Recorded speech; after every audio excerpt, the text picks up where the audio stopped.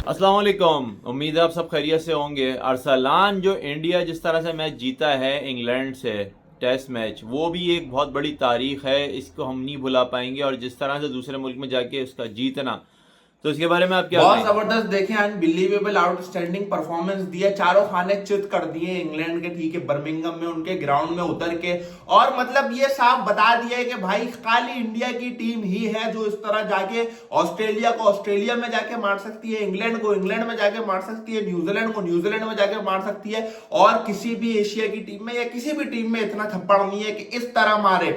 336 run के margin से test match हराना।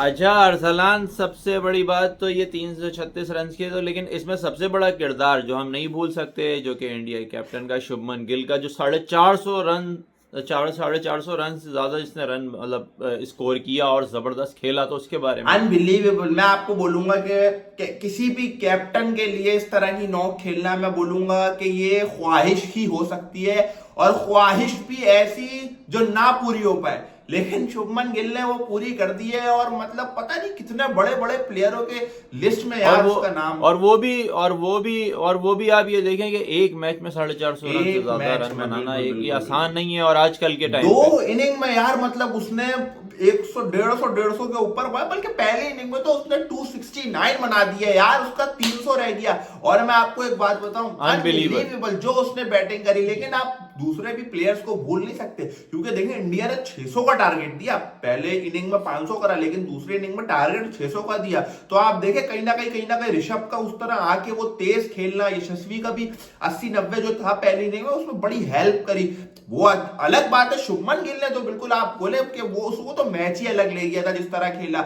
ऊपर से बुमराह नहीं खेला था इस मैच में, मैं आपको बताऊं तो ये अभी देखना है क्या होता है क्या नहीं होता, क्योंकि जिस तरह शुभमन ने खेला है, मैं आपको बता रहा हूं कि पता नहीं किन किन बड़े बड़े प्लेयर की यार लिस्ट में आ गया है वो। और मतलब लेकिन अरसलान, जाहिर सी बात है कि आप एक जो मेन कैरेक्टर है वो शुभमन गिल, आप उसको तो लेस नहीं कर सकते, लेकिन आप उसको भी स्किप नहीं कर सकते कि जो उसके साथ जो पूरी टीम जो चली है, जाहिर सी बात है इसमें एक का रोल नहीं है, इसमें पूरी टीम है जो साथ है, जो चल रही है, जिसके बारे में आप नहीं नहीं, बिल्कुल बिल्कुल बिल्कुल, जिस तरह मैंने आपको बताया कि आप ऋषभ की भी परफॉर्मेंस को नहीं भूल सकते। आपको आपने देखा जायसवाल ने कितना अच्छा वहां पे खेला है, और इसी तरह बॉलिंग में भी अगर आप देखें तो सिराज और आकाशदीप ने बड़ा अच्छा बैलेंस दिया यार। आकाशदीप ने आके उनके टॉप ऑर्डर को टिकने ही नहीं दिया।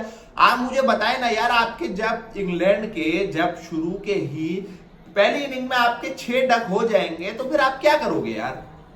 आपके आकाशदीप और सिराज ने उनका टॉप ऑर्डर ही उड़ा दिया ना। जब आपके यार शुरू में ही 100 के अंदर 3-4 आउट हो जाए, तो आप उधर खत्म हो, आप नहीं कर सकते 606 यार।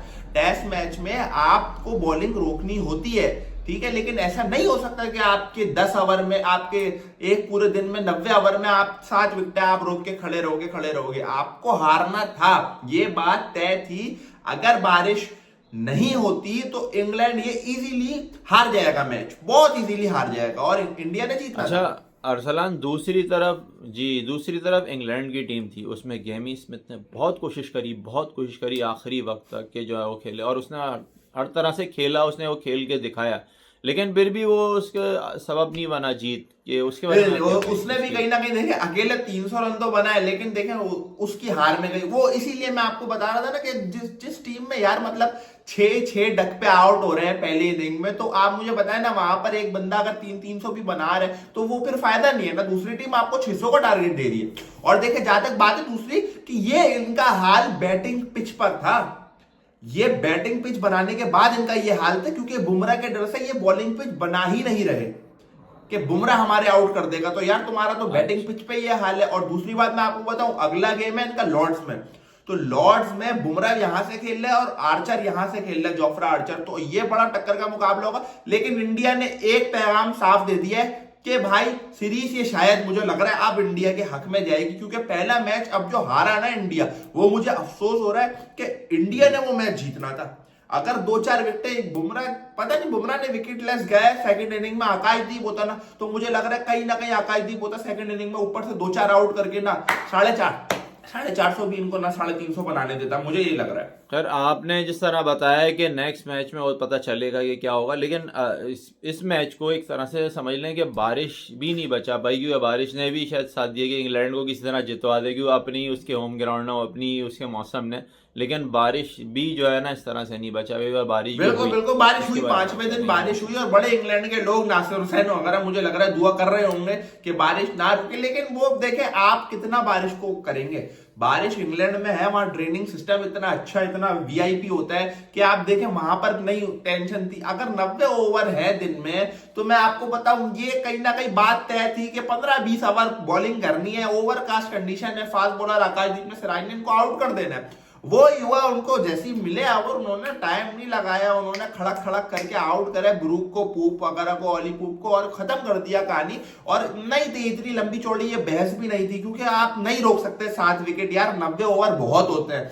7 विकेट रोकने के लिए आपको 10-15 ओवर चाहिए थे। बारिश भी कुछ नहीं कर पाई। हाँ अगर पूरा दिन ही बारिश रहती तो ड्रॉ हो जाता, लेकिन फिर वो हम कहते हैं ना कि बैड लक होता बहुत इंडिया के साथ। लेकिन बहुत अच्छी परफॉर्मेंस दी है, आउटस्टैंडिंग कर दिया है भाई इंडिया ने।